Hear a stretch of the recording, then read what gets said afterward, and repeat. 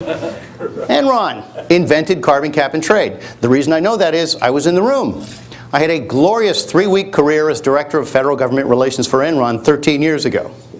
And on my second day, I sat in for Mr. Lay at a meeting of something called the Business Council for Sustainable Development. And I was there with the American Gas Association, Niagara Mohawk Power, BP, who was actually the co-leader with Mr. Lay, and the Union of Concerned Scientists, and other similarly measured groups.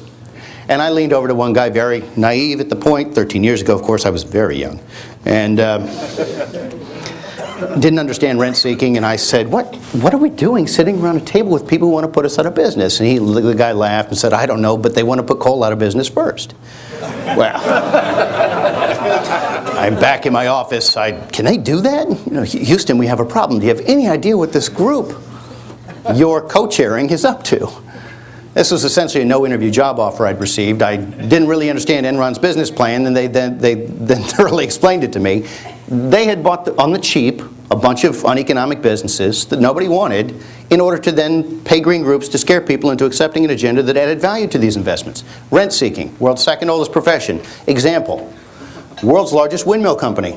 It's now called GE Wind, but for a time it was called Enron Wind. Before that it was Zond. Enron bought it in 96, 7, and now GE has it. And GE is very responsible on this issue now. They had the world's second largest solar panel interest with Amoco. Now BP has that. And BP was, well, on August 4th, 1997, there was a meeting in the Oval Office with Ken Lay, Sir John Brown, Bill Clinton, and Al Gore. And you can find the August 1st briefing memo for Ken Lay up online at the Master Resource website, among other internal great documents. And in it, they're explaining to Mr. Lay what he has to tell the President and the Vice President on Monday. I know the Senate unanimously voted, according to that document, the Constitution, Article 2, Section 2, advice and consent. It gets so tiresome, but the Senate offered unsolicited advice. Don't go to Kyoto and agree to that thing. When you go into the Oval Office on Monday, tell them the first thing is you have to go to Kyoto and agree to that thing. Here's what it has to include. It's got to have cap and trade and so on. You can exempt India and China. We've got this great business. We're planning on building coal-fired power plants in India and China, so it's okay. There was a joke inside Enron, by the way, which really did believe they were all the smartest guys in the room. They had this failure in India trying to build a giant power plant there. And the joke was only Enron could be so arrogant as to believe they could sell turbines to the Indians. Turbines. So, Ken Lay. Thank you. Thanks. My cousin came. Kyoto is exactly what I've been lobbying for. So this Oval Office meeting comes a week plus after the unanimous Senate instruction, don't go to Kyoto and do this. This is 3 months after I'm gone and 3 weeks after raising some questions, an email that didn't go over well.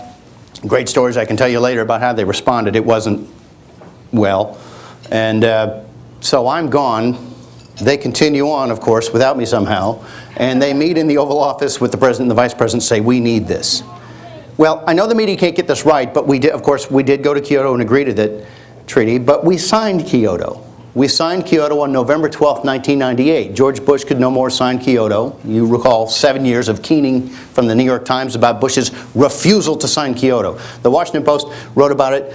Associated Press wrote 20 stories about Bush refusing to sign a treaty he could no more sign than he could sign. The Treaty of Versailles finally put an end to the horrors of World War I. And nobody ever pushed back. The White House never said, well, actually, Clinton signed it. We never unsigned it. This is not about, the issue wasn't the issue. This was about politics. It was a totem in the anti-Bush struggle. So we agreed to this. We signed it. And we agreed to it at the urging of companies like particularly BP and Enron. Why? This agreement will be good for Enron stock. 2 exclamation marks. If implemented, that needed 3, if implemented, this agreement will do more to promote Enron's business than will any other regulatory initiative, for the reasons I just described.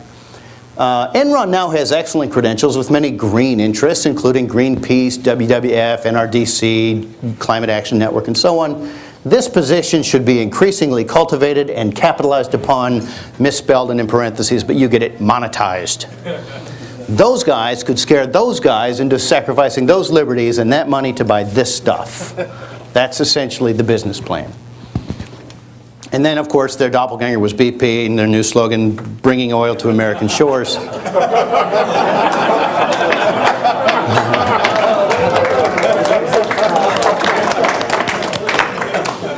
really were the ones behind this. They did invent this. Of course, climate, global warming was an issue, but it wasn't going anywhere until certain individuals realized, well, I could make a buck off this.